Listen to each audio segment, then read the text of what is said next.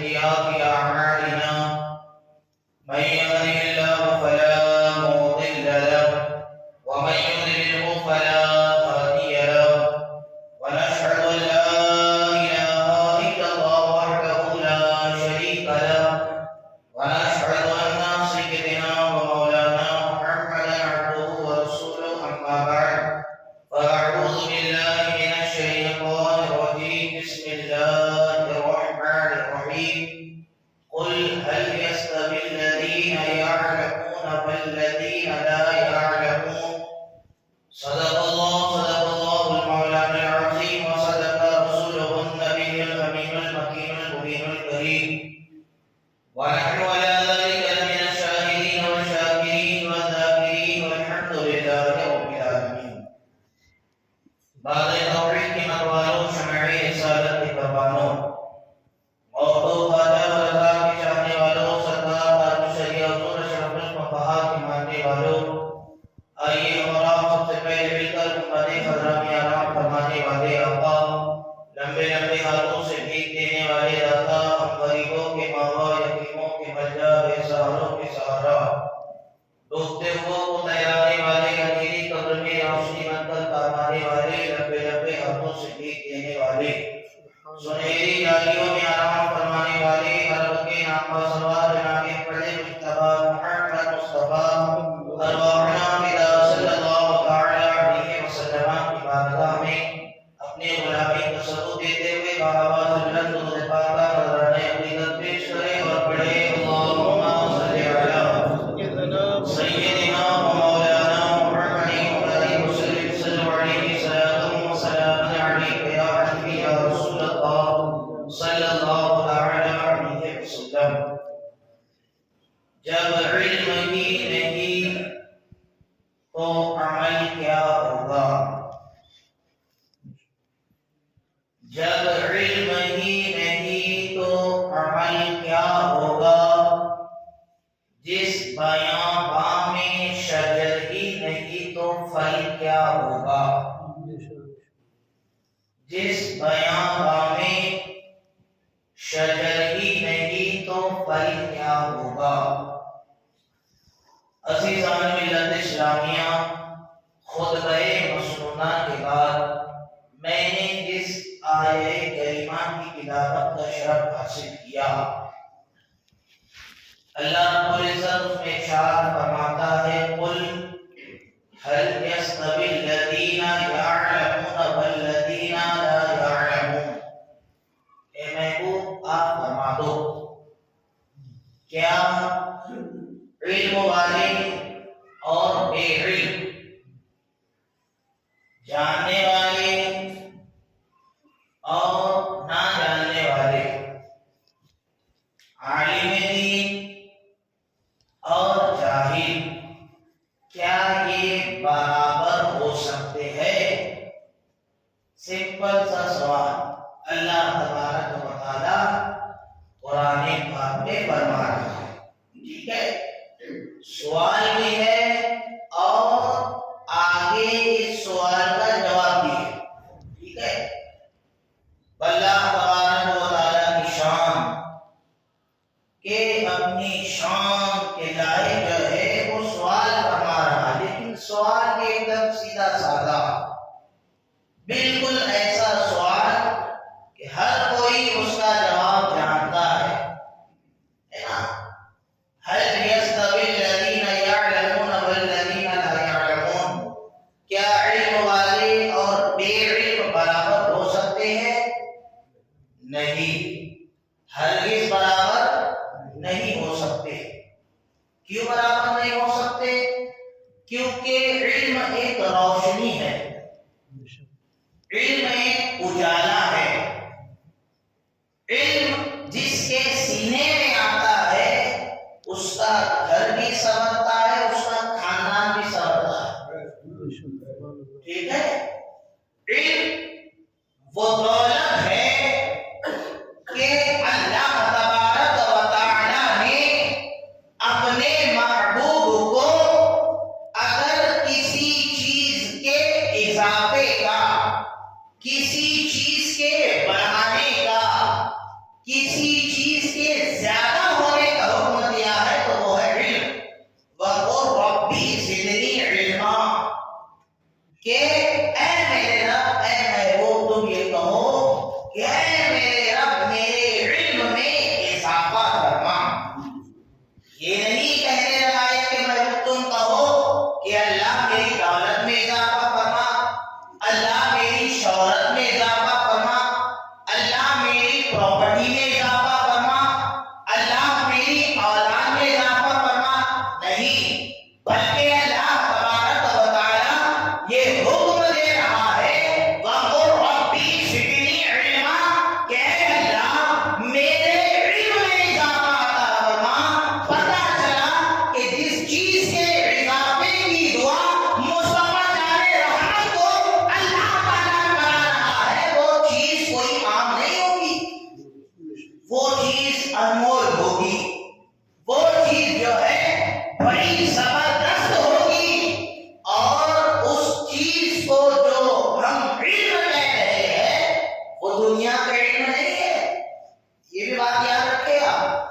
طلب العلم فریضۃ علی کل مسلم و مسلمہ کہ علم دین کا، ٹھیک ہے، جغرافیہ، تاریخ، کیمسٹری، بایولوجی، جتنے بھی علوم ہے ریاضی یا جتنے علوم پڑھائے جاتے ہیں وہ علوم نہیں ہے، بلکہ یہاں پر علم سے مراد علم دین ہے نا. طلب العلم فریضۃ علی کل مسلم و مسلمہ کہ علم دین کا حاصل کرنا ہر مسلمان مرد عورت پر فرض ہے.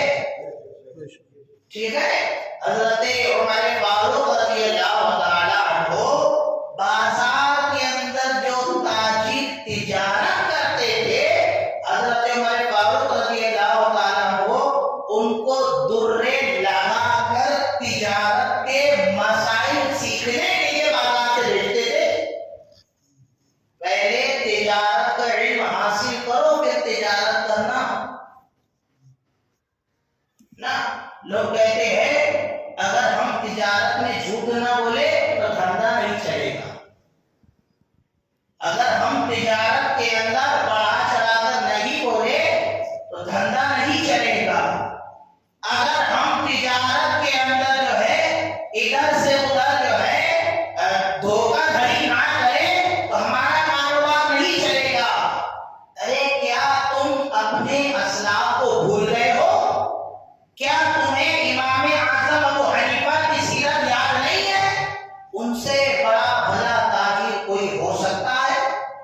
امام اعظم ابو حنیفہ رضی اللہ تعالیٰ عنہ وہ شخصیت کہ حضرت امام اعظم ابو حنیفہ رضی اللہ تعالیٰ عنہ فرماتے ہیں کہ آپ نے 3 تا حاصل کر لی، اللہ نے چوتھی تا کو جو ہے نواز دی. چوتھی تا سے کتنی؟ 3 تا.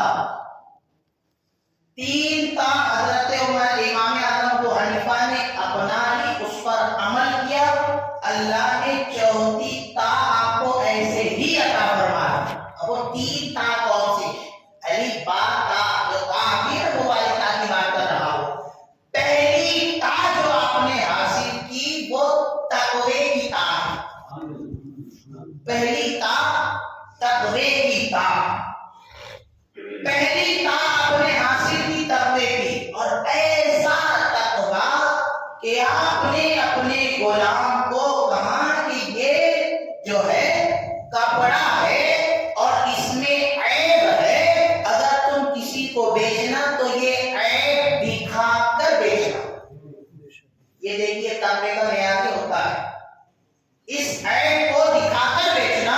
اس غلام نے جب بیچ دیا، لے جانے والے نے جو ہے بغیر عیب کے زیادہ پیسوں میں اس کو بیچ دیا، کپڑے کو جب بیچ دیا اور وہ جو سارے پیسے آئے، رقم آئی 3000 درہم. تو جب آپ نے حساب لگایا کپڑے کا تو آپ کہنے لگے یہ پیسے تو زیادہ ہے، پیسے کم ہونا چاہیے تھا، اس کپڑے کے حساب سے جو عیب دار تھا اس کی رقم کم ہونی چاہیے تھی، حساب کے اعتبار سے زیادہ رقم آ رہی ہے.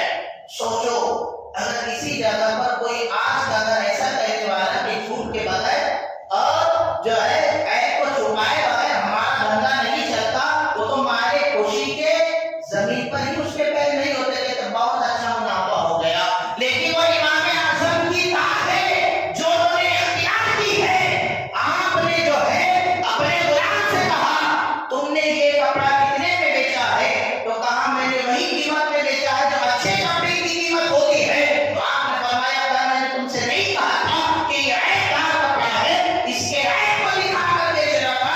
تو کہا وہ آدمی تو چلا گیا۔ آپ فرماتے ہیں یہ سارا کی سارا پیسہ غریبوں میں تقسیم کر دو۔ شک آ گیا ہے، عیب والا پیسہ مل گیا ہے عیب کے کپڑے کا، تو یہی ہے تقویٰ۔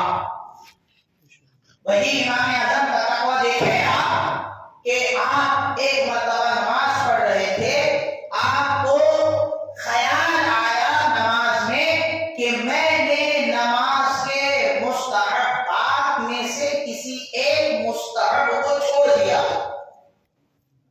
کیا کیا؟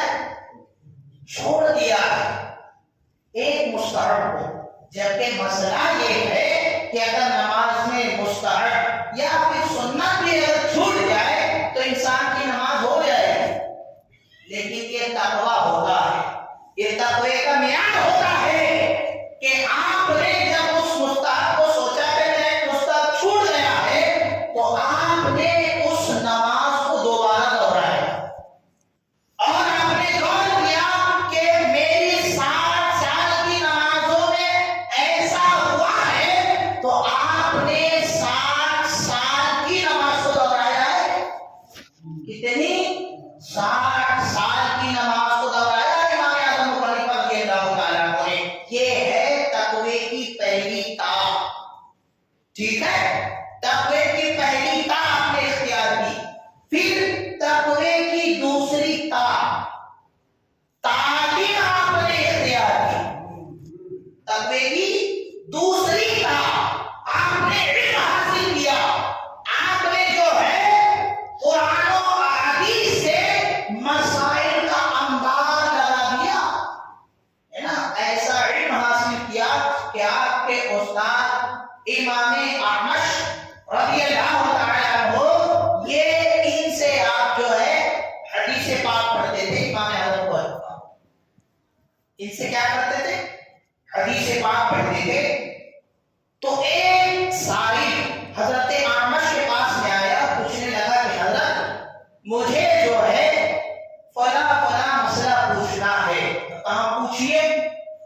تو اس سائل نے جب سوال کیا تو حضرت اعمش نے کہا کہ اس سوال کا جواب مجھے پتا نہیں ہے۔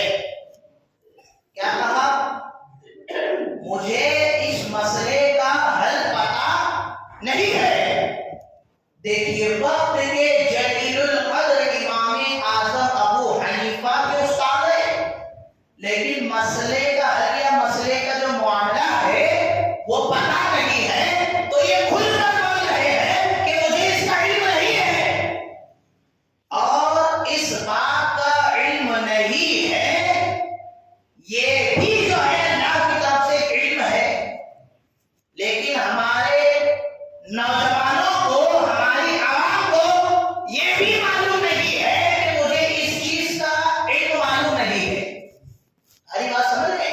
جب وقت کا بڑا جلیل القدر امام اگر اسے مسئلے کا حل معلوم نہیں ہے تو اپنے علم کا اظہار کر رہا ہے کہ مجھے اس کا مسئلہ معلوم نہیں ہے۔ لیکن آج اگر کسی سے پوچھو وضو کے فرائض کتنے ہیں تو وہ یہ کہنے کے لیے تیار نہیں کہ مجھے معلوم نہیں ہے، یعنی اس کو نہیں معلوم ہونے کا بھی علم نہیں ہے کہ اس کو معلوم ہے نہیں ہے۔ آج بات سمجھ میں؟ تو اپنے علم میں نہ ہونے کا اعتراف کرنا، نہ ہونا بتانا بھی یہ معلوم ہونے کی علامت ہے کہ مجھ کو معلوم ہے کہ وہ مجھ کو معلوم نہیں ہے۔ آج بات سمجھ رہے ہیں؟ تو آپ نے جب اس کے سوال کا جو ہے جواب نہیں دیا تو وہی امام اعظم ابو حنیفہ بیٹھے ہوئے ہیں، سوال کرنے والے نے سوال کیا، امام اعظم ابو حنیفہ رضی اللہ تعالیٰ عنہ نے کہا کہ حضور اگر آپ اجازت دیں تو میں سوال کا جواب دے دوں؟ تو کہا ٹھیک ہے دو۔ کہاں تمہارے یہ سوال کا جواب یہ ہے، تمہارے یہ سوال کا جواب یہ ہے، تمہارے بڑا سوال کا جواب یہ ہے۔ جب امام اعظم جواب دے چکے تو آپ کے استاد محترم کہتے ہیں کہ اے نعمان بن ثابت ابو حنیفہ، تمہیں کیسے پتا چلا کہ یہ سوال کا جواب یہ ہے، اس کی دلیل کیا ہے؟ تو کہا کہ حضرت پرسوں جو آپ نے حدیث پڑھائی تھی اس کا جواب یہ ہے، کل جو آپ نے حدیث پڑھائی تھی اس کی دلیل یہ ہے، اس کے پہلے آپ نے جو حدیث پڑھائی تھی اس کی دلیل یہ ہے۔ تو آپ کے جو استاد ہیں وہ مچل جاتے ہیں اور آپ کی پیشانی کو چومتے ہیں اور برجستہ کہتے ہیں کہ اے امام اعظم ابو حنیفہ، کچھ وہ ہوتے ہیں جو میڈیکل چلاتے ہیں، دوائی رکھتے ہیں، لیکن یہ نہیں جانتے کہ یہ دوائی کس کام میں آتی ہے۔ کچھ ڈاکٹر ہوتے ہیں جو صرف چیک کرتے ہیں اور بتاتے ہیں کہ فلاں دوائی تمہیں لگے گی، فلاں دوائی سے تمہارا علاج ہوگا، فلاں دوائی سے تمہیں شفایاب ملے گی، وہ ہوتے ہیں۔ لیکن نعمان بن ثابت، تم وہ ہو جو ڈاکٹر بھی ہو اور ساتھ میں میڈیکل بھی رکھتے ہو، علاج بھی کرتے ہو اور علاج کی دوا بھی دیتے ہو۔ ہم احادیث جمع کر کے بتاتے ہیں، تم احادیث سے کون سا مسئلہ نکلتا ہے وہ مسئلہ بتاتے ہو۔ تو پہلی تا تقوی کی تا امام اعظم نے اختیار کی، دوسری تا امام اعظم نے تعلیم کی اختیار کی، علم حاصل کیا اور ایسا علم حاصل کیا کہ امام اعظم ابو حنیفہ چاروں اماموں میں سب سے بڑے امام ہے۔ ٹھیک ہے، تو دو تا آپ نے اختیار کی، اور تیسری تا آپ نے تجارت کی اختیار کی۔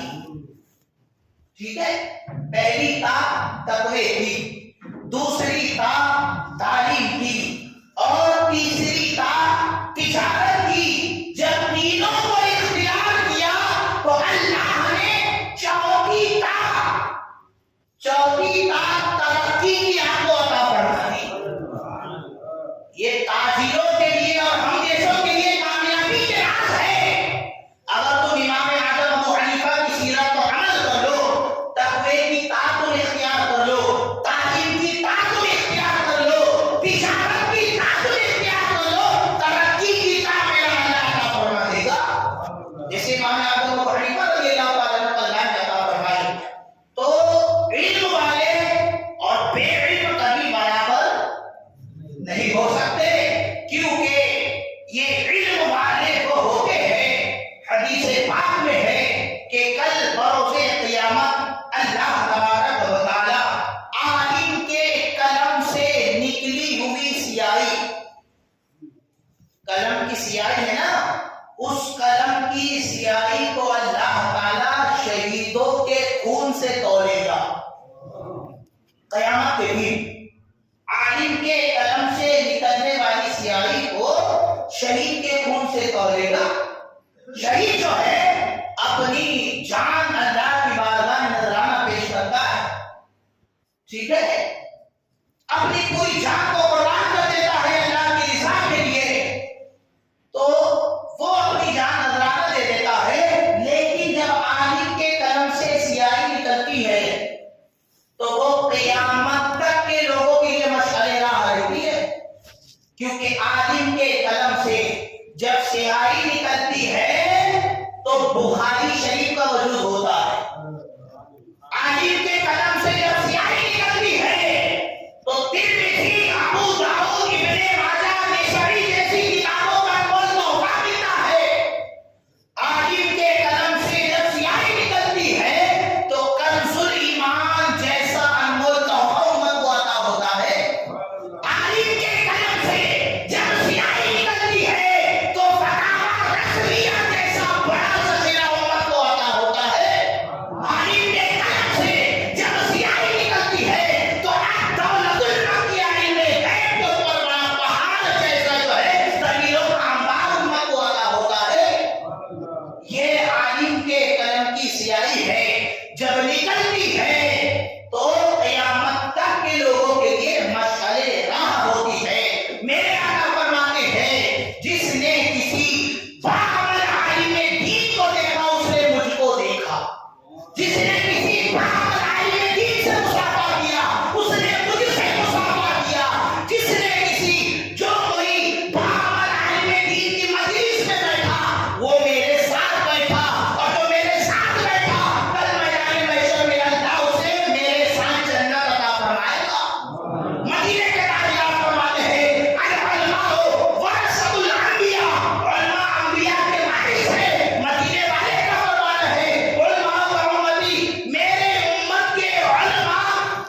اسرائیل کے نبیوں کی طرح ہے نا. یہ علماء کی شان ہے. بعض علماء کی یہ ان کا وقار ہے. تو یاد رکھو اپنے علماء کی قدر کرو. اور یاد رکھو ہر عالم کے قلم سے نکلنے والی سیاہی شہید کے خون سے نہیں توڑی جائے گی. ہر عالم کے یہ بھی یاد رکھو. اپنے آپ کو عالم بدمذہبی کہتا ہے لیکن وہ سیاہی نکالتا ہے تو سرکار کی شان میں گستاخی کرتا ہے. وہ جب اپنے قلم سے سیاہی نکالتا ہے تو بزرگوں کی شان میں گستاخی کرتا ہے. اسی عالم کی سیاہی شہید کے خون سے توڑی جائے گی جس کا یہ عقیدہ ہوگا جو پڑھے لکھے رسالے کیا ہے. انہیں جانا انہیں مارا نہ رکھا ایسے کام للہ الحمد میں دنیا سے مسلمان ہے. جس کا یہ عقیدہ ہوگا اسی کے قلم کی سیاہی جو ہے شہید کے خون سے توڑی جائے گی. ٹھیک ہے. تو علم دین خود بھی حاصل کرو کیونکہ مدینے والے کا فرمان ہے. میں اپنا فرمان نہیں بتا رہا ہوں, مدینے والے کا فرمان ہے. میرے آقا فرماتے ہیں عالم بنو. کیا بنو؟ عالم بنو. اب ایسا تو ہو نہیں سکتا ہے سبھی عالم بن جائے. آپشن بھی ہے آگے عالم بنو. اور اگر یہ نہیں ہو سکتا نا تو کم سے کم طالب علم بنو. عالم کی کیٹیگری میں نہیں بیٹھے نا, عالم نہیں بن سکتے اتنا پڑھ کے, تو کم سے کم طالب علم بنو. اب اگر طالب علم بھی نہیں بن سکتے تو کان لگا کے دور سے علماء کی باتیں سننے والا بنو. آپشن بتا رہا ہوں ایک کے بعد ایک. پہلا عالم بنو, دوسرا وہ نہیں ہو سکتا طالب علم بنو, وہ بھی نہیں ہو سکتا تو عالم کی بات دور سے سننے والا بنو, اور تیسری بات یہ بھی نہیں ہو سکتا تو علماء سے محبت کرنے والے بنو. علماء سے محبت کرنے والے بنو کیونکہ عوام دنیا میں بھی علماء کی محتاج ہے اور کل جب جنت میں چلے جائیں گے تو جنت میں بھی علماء کے محتاج ہوگے. یہ میں نہیں کہہ رہا ہوں, میرا فرمان نہیں ہے, مدینے والے کا فرمان ہے کہ جب جنتی جنت میں چلے جائیں گے اللہ تعالیٰ فرمائے گا اے جنتیوں بتاؤ تمہاری تمنا کیا ہے, آرزو کیا ہے, کیا چاہتے ہو. تو اس وقت جنتی سوچیں گے کیا مانگے, کیا مانگنا چاہیے, کیا تمنا کرنی چاہیے, کیا آرزو کرنی چاہیے. اس وقت سارے جنتی جو ہے اپنے علماء کی طرف جائیں گے اور علماء سے پوچھیں گے کہ آپ بتاؤ ہم اللہ سے کیا مانگے. دنیا میں بھی محتاج ہے علماء کے, جنت میں بھی علماء کے محتاج ہوگے. عالم بنو, یا تو طالب علم بنو, یا تو علماء کی بات سننے والے بنو, یا علماء سے محبت کرنے والے بنو. پانچواں مت بننا. میں نہیں کہہ رہا, مدینے والے فرمان ہے پانچواں مت بننا. پانچویں بن گئے تو ہلاک ہو جاؤ گے. یہاں مسلح پہ کھڑے رہ کے یہ مت سوچو کہ میں کچھ پڑھا لکھا ہوں تو عالم علماء کی تعریف بیان کرے, ارے بھائی ہماری حیثیت کیا, ہم کیا. وہ تو بڑا عمل عالم دین بڑے جلیل القدر جو اپنے علم پر عمل کرتے ہیں ان کی شان ہے. ہم جیسوں کو تو اللہ تعالیٰ اپنے رسول کی غلامی عطا کر رہا ہے, اسی میں اس کا شکر ہے. ٹھیک ہے. تو پانچواں مت بننا, اپنے عالم کی غیبت کرنے والا مت بننا, بیٹھ کے امام کے چغلے کرنے والا مت بننا, جس کے پیچھے نماز پڑھ رہے اس کے قائم کرنے والا مت بننا. ہے نا, یہ بات یاد رکھو.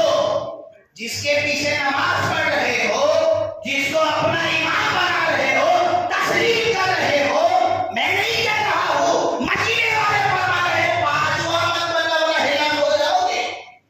میرا فرمان نہیں ہے, مدینے والے کا فرمان ہے نا.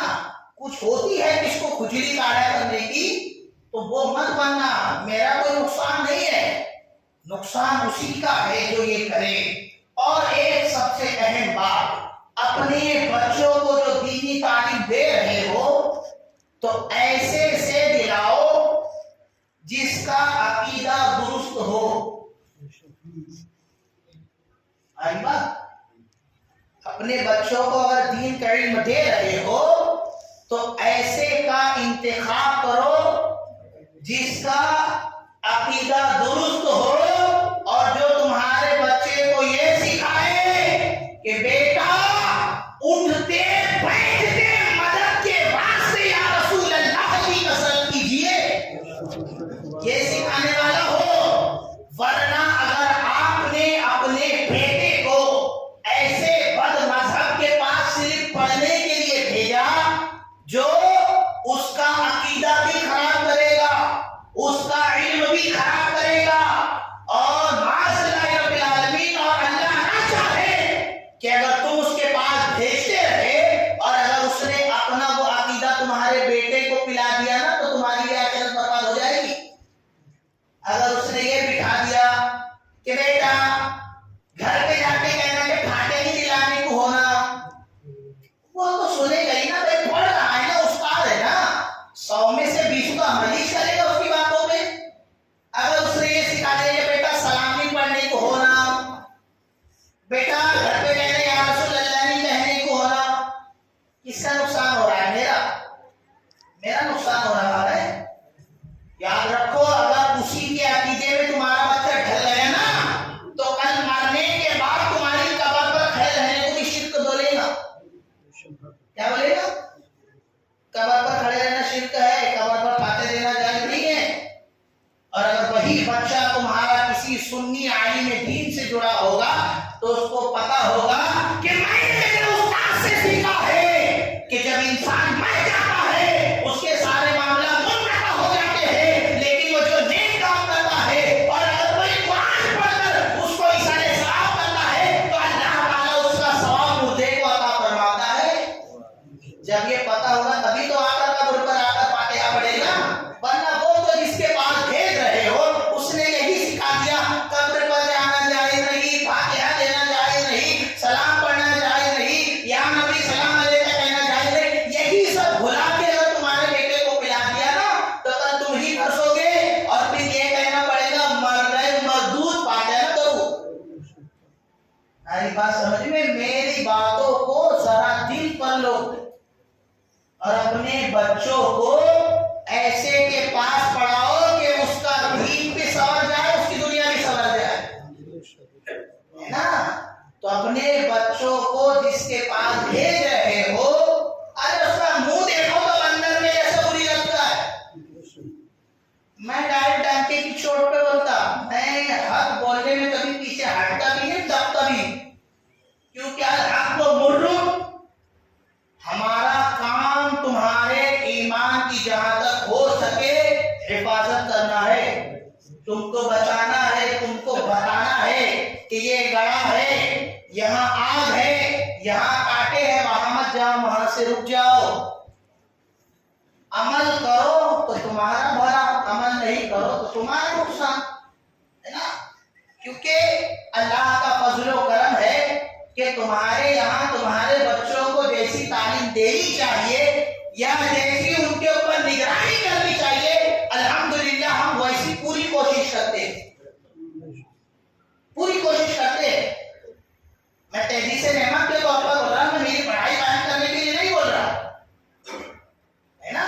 تو اپنے بچوں کے مستقبل کے بارے میں سوچو، کس سے پڑھا رہے ہو، کس کے پاس بھیج رہے ہو، بچہ کیا پڑھے گا، کیا سیکھے گا، آگے چل کے تم کو بھگتنا ہے نا، ہم کو نہیں بھگتنا ہے. تو عمل کرو، غور کرو، فکر کرو، سوچو کیا ہمارے علماء اہل سنت میں ایسے مولانا نہیں ہے جو ہمارے بچوں کو اچھا پڑھا سکے؟ نہیں ہے، نہیں ہے پڑھانے والے، ہے پڑھانے والے.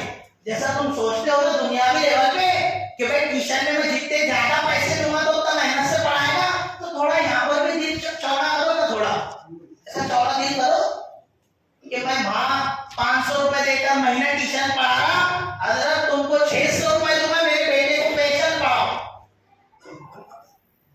ہے نا سوچنے والے بات. دنیا کی تو فکر ہے جو یہاں رہنے والوں دین کی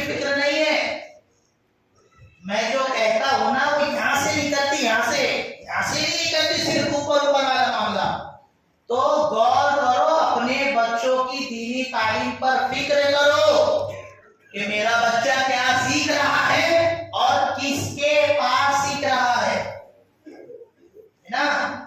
تو اللہ تبارک و تعالیٰ نے جو ہے آپ کو عقل دیا ہے، عقل سلیم دیا ہے.